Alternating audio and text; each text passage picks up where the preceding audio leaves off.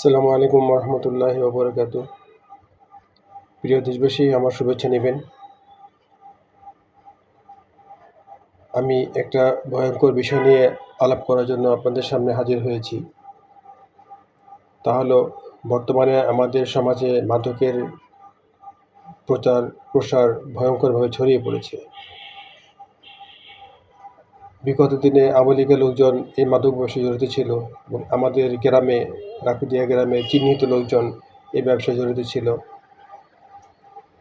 আওয়ামী লীগ যাওয়ার পরে এখন বিএনপি সেই দায়িত্ব তাদের কাঁধে তুলে নিয়েছে।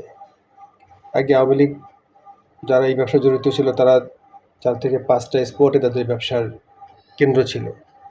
আর দুর্ভাগ্যজনক হলে সত্য, বর্তমানে আমি এলাকা থেকে সরেজমিনে যতটুকু শুনে এসেছি 30টার অধিক স্পটে মাদক বিক্রি হচ্ছে এবং আমাদের বাড়ি আশেপাশেই আমি জানতে পারলাম যারা মাদক সেবন করতেছে। তো এর ভয়াবহতা নিয়ে আমি দুটি কথা বলতে চাই।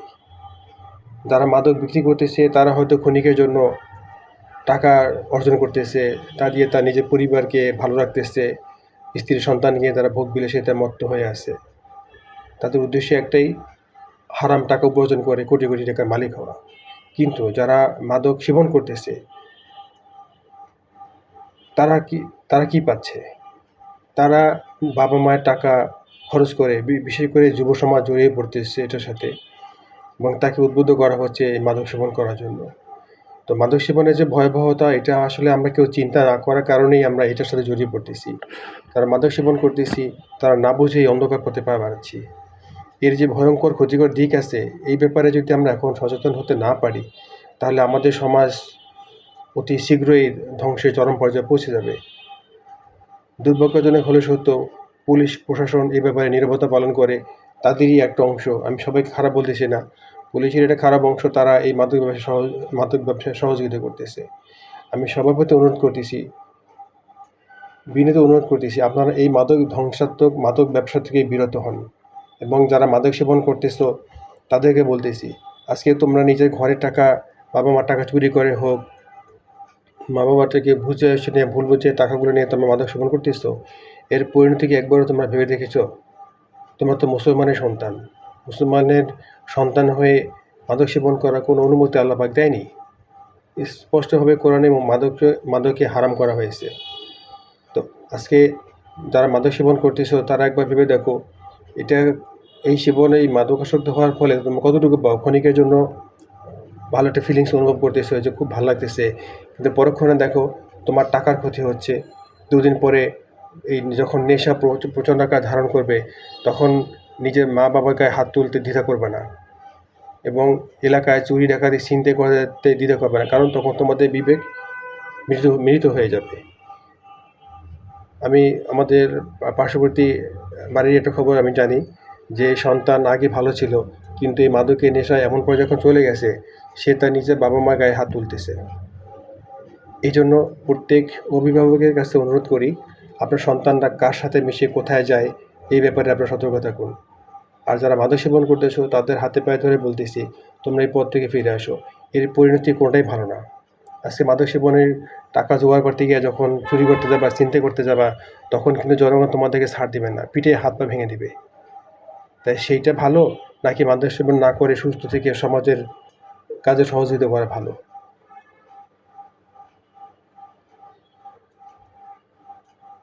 আর মা বাবাকে বলবো, আপনারা আপনাদের সন্তানদেরকে ছোট থেকেই ইসলামের ব্যাপারে জ্ঞান দান করুন। ইসলাম যেহেতু মাদক সেবন করতে নিষেধ করেছে, এর অবশ্যই ক্ষতিকারক দিক আছে। তো ইসলাম শিক্ষা না দিলে আপনার সন্তান নষ্ট হবেই। যখন এই সন্তান আপনার গায়ে হাত তুলবে, তখন আপনার কিছু করার থাকবে না। যদি ছোট থেকে যদি আপনি দিনের শিক্ষা দিতে পারেন, মাদকের ব্যবহারের খারাপ দিকটা যদি সন্তানকে বোঝাতে পারেন, তাহলে এই সন্তান বড় হলে খারাপ হবে না, খারাপ ছেলের সাথে মিশবে না।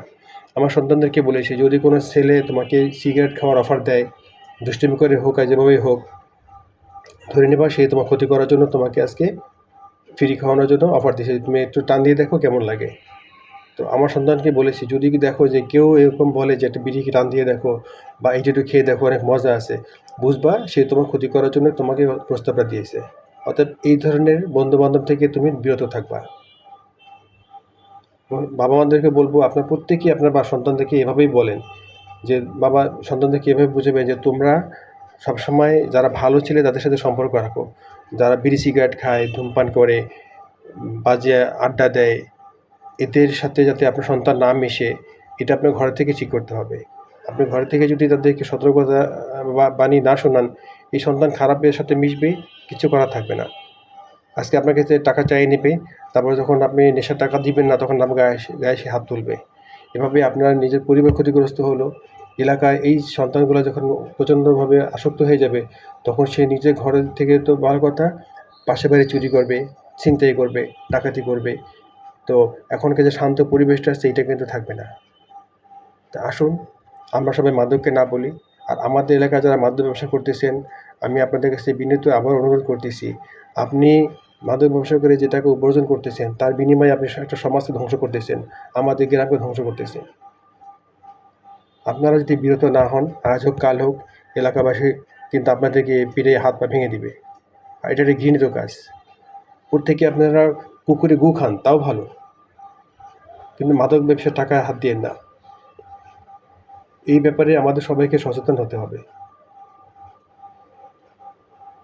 যারা মাদক ব্যবসা করে, তারা দেশ ও জনগণের চিরশত্রু। তাদের কাছে ইসলামের কোনো মূল্য নাই। তাদের কাছে খারাপ কাজটা করে, তাদের কাছে তখন নেশায় পরিণত হয়ে যায়। আসুন, আপনি ইসলাম পালন করেন আর নাই করেন, এলাকায় মাদক ব্যবসা করবেন না। আর যারা মাদকাসক্ত আছে, তাদেরকে আমার এলাকাবাসী সবাইকে বলবো পরিহার করুন। নিজের আশপাশে যারা আছেন, তারা সবাই তাদেরকে বিরত রাখার চেষ্টা করুন।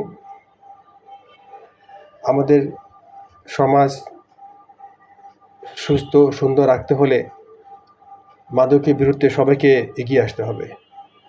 তাহলে তা না হলে সমাজকে রক্ষা করা যাবে না, দেশকেও রক্ষা করা যাবে না। বিদেশি শত্রুরা সাধারণত একটা জাতিকে ধ্বংস করার জন্য সবার আগে এই মাদকটা ঢুকাই দেয়। কেউ যখন মাদকে নেশাগ্রস্ত হয়ে যায়, তখন তার বিবেক বলতে কিছু থাকে না। সে নেশার ঘরে নিজের মা বাবাকে হত্যা করতে দ্বিধা করবে না, যার হাজারো উদাহরণ আমরা ইতিমধ্যে দেখতে পেয়েছি। তো সবার প্রতি আবারও বিনীত অনুরোধ করতেছি, মাদক ব্যবসায়ীরা যদি বিরত না হন, তাহলে আপনাদের জন্য সময় সামনে খুব খারাপ আসতেছে। এটা তখন আর কি আত্মীয়, কে স্বজন, এইটা পরিচয় থাকবে না, কে বন্ধুবান্ধব, ওইটা পরিচয় কেউ আর দিতে যাবে না। তখন একটাই কথা, মাদক নির্মূল করতে হলে মাদক ব্যবসায়ীদের পিটিয়ে ঠ্যাং ভাঙতে হবে। তা আসুন, সবাই মাদকের বিরুদ্ধে না বলি এবং সম্মিলিতভাবে প্রতিরোধ গড়ে তুলি। এখানে কোনো আওয়ামী লীগ, বিএনপি, জামাত নেই। আমার দেশের স্বার্থে সবাইকে এক হতে হবে। সবাই ভালো থাকবেন, সুস্থ থাকবেন। আসসালামু আলাইকুম।